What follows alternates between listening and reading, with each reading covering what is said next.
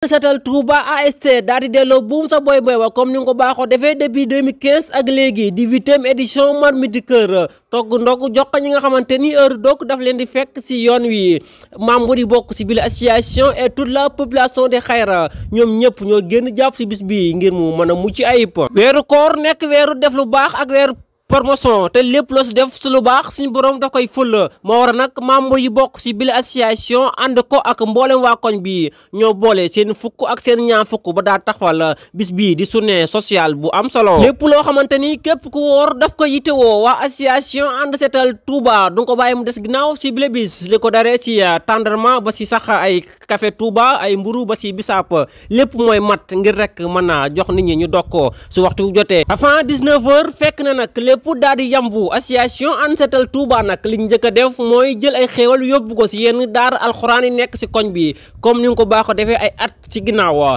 daara ji njëkk a dem di daara kile di Cheikh Diané moom jàngalekat alxuraan bii di kontaan lool ci taxawaayu association ànd setal Touba ak seen activité sociale bi ñu def te yàgg ko ànd ak moom depuis 2015 moom Cheikh Diané si ay kàddoom mi ngi ñaanal bépp membre bokk ci biir association si bis bii ñu yàgg koo amal waaye tamit di rafetlu taxawaay bi nga xamante ni AST am na ko si koñ bi. ay boor yi 19h15 si la membre yu association ànd setal Touba daal di génnee si kër gi nekkoon dox wutali jéggitali ngir jox ndogali ñi nga xamante ni ñoom waxtu dog di fekk si yoon yi am na ñoo xamante ni fas lañ choisir ngir ñibbi. am na ñoo xamante ni oto lañ dugg ngir dem seeni kër ñii la membre association bi di kas yoon wi ngir jox leen ndog yi nga xamante ni ñoo ko tax a jug yéen nag ci membre association ànd setal Touba kenn ku ne ak lam féetewoo am ñoo xamante ni ñooy séddale lu jëm ci wàllum ndox mi ñi séddale lu jëm ci wàllum bisaap am ñoo xamante ni ñooy séddale lu jëm ci wàllum tendrement ak lépp rek loo xamante ni da nga kaa defar ngir jox nit ñi nga xamante ni heure dog daf leen di fekk ci yoon wi. képp nag koo jox ndogu li mu njëkk a def rek mooy kontaan daal lay sant waaye tamit daal di